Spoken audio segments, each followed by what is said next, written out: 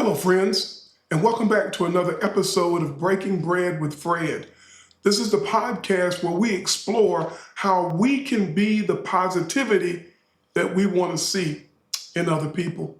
My name is Fred, and today I want to talk about something that affects you and me, and we may not even know it.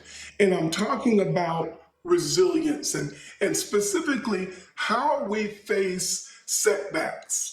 Whether you're in a relationship, whether you are in a career or personal growth, the reality is we have all had to face setbacks at one time or another in our lives. I'm reminded of that quote by the Scottish poet Robert Burns, who said, "The best laid plans of mice and men often go awry." Boy, ain't that the truth. Listen, setbacks are real, but so is resilience.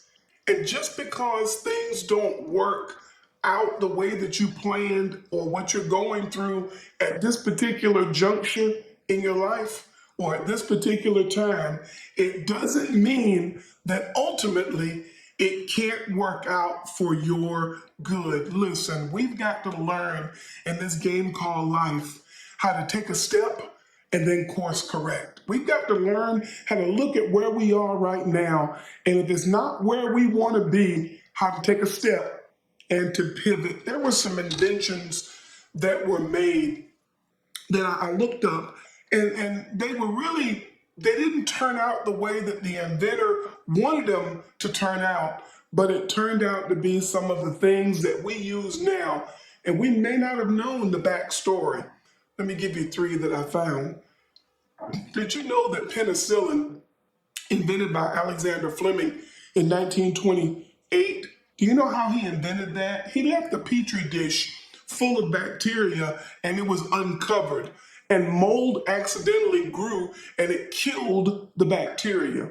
Well, instead of tossing it and throwing it out and starting again, he investigated it, and guess what? That's how you and I now have the antibiotics that we now use.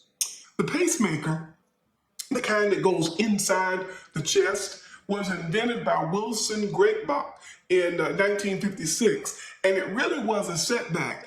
He grabbed the wrong resistor while he was working on a heart recording device, and instead of recording it, it emitted electrical pulses just like a heartbeat. And that mistake led to the first pacemaker. And then there was the invention in 1974 by Spencer Silver and Art Fry. They were trying to make a very super strong adhesive, but guess what? It's kind of funny. They made one that was super duper weak. And Fry realized that it was the perfect consistency for removable bookmarks. And guess what? Post-it notes took off. So just because something didn't work out the way it was originally intended does not mean that you can't pivot and use that thing for ultimate good. So let's start like this. What really is resilience? Let's break it down. Resilience isn't about pretending something didn't happen. Resilience isn't about ignoring what happened. Resilience is not saying, hey, everything's okay. It's not about pain or suffering or even the fake smile that we a lot of times give.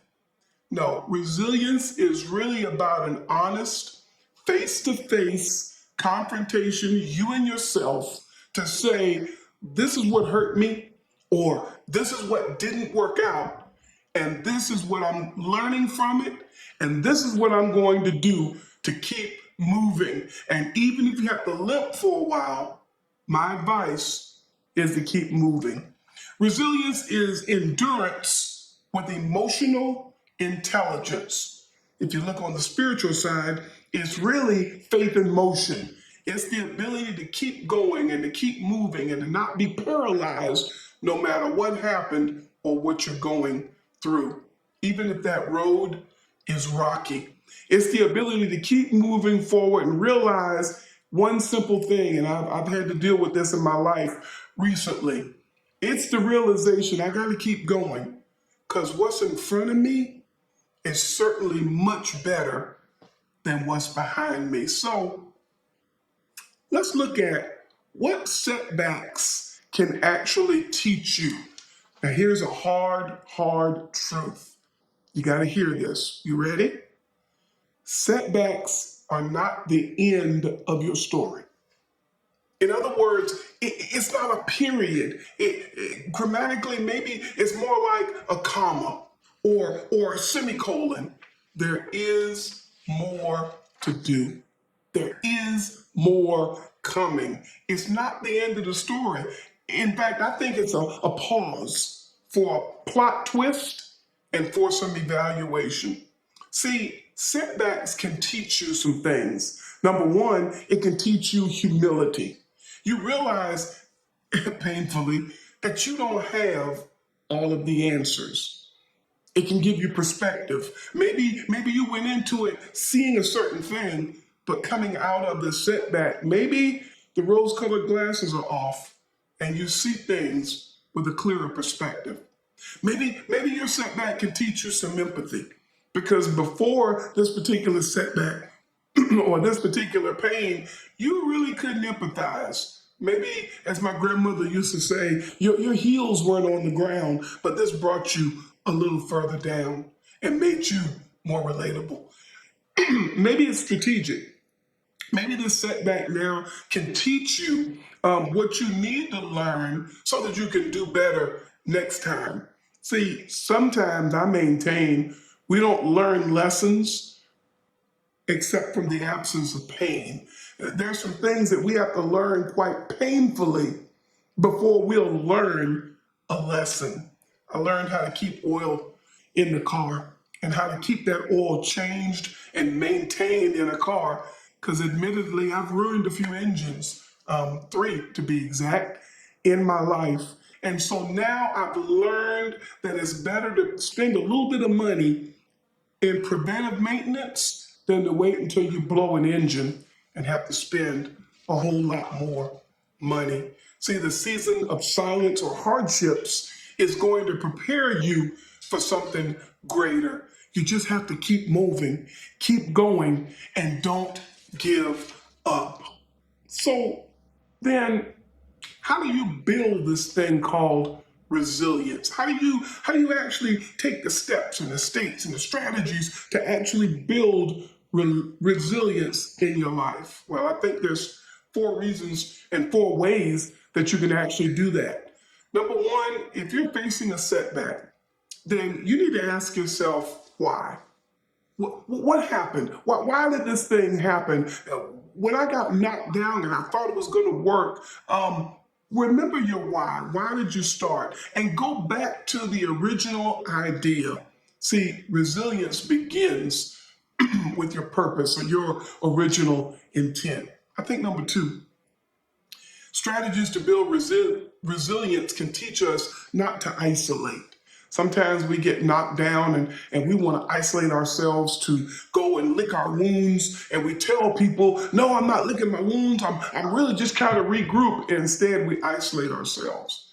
I don't think we need to do that. We need to push back on this urge to emotionally check out because of the pain. See, community and our togetherness is our lifeline. I need you and you need me. And talk to a trusted friend or a mentor, and I'm not even afraid to say this, a therapist, someone who's professional in helping people sort out their problems. Number 3, I think we need to set small, consistent goals. If we're rebuilding based on resilience and we're regrouping, then when you come out of the chute the next time, set small, measurable, attainable goals to track your progress along the way. And this will help build a sense of resilience. Number 4, I think it's good to celebrate the progress. Even if you took 2 steps and you made progress, I think we need to celebrate the wins. I think we need to make sure that we're building resilience with every step we take and every decision we make to celebrate the small wins. You're still standing and you're still hoping. The fight is not over yet. So while hope is still on the table, see, we need to keep hope on the table. I don't know about you, but I've been knocked down a few times in my life, and maybe your knockdown was something like a lack of trust, or a betrayal, or burnout, or grief. But I want you to hear this, and you're struggling to build resistance, and you're asking yourself the question, well, Fred, why even bother? I want you to hear me right now and hear me good. Your story is not finished. Hear me on that. There is more to come. Even if you don't see it right now, your story is not finished. And my friend, only you are uniquely qualified to tell your story. Everybody knows that I'm a big Star Trek fan, and I remember one episode that really talked to me about what resilience is, and my Trek fans will remember this. Remember when Picard was facing the Borg at System J25, and he was touring the Enterprise, and he walked through 10 forward, and Guinan caught him and said, you can't sleep? He said, oh no, somewhat of a tradition, Guinan, the captain touring the ship before his battle. And Guinan says, well, I think it's before a hopeless battle, if I remember the tradition correctly. And they got to talking.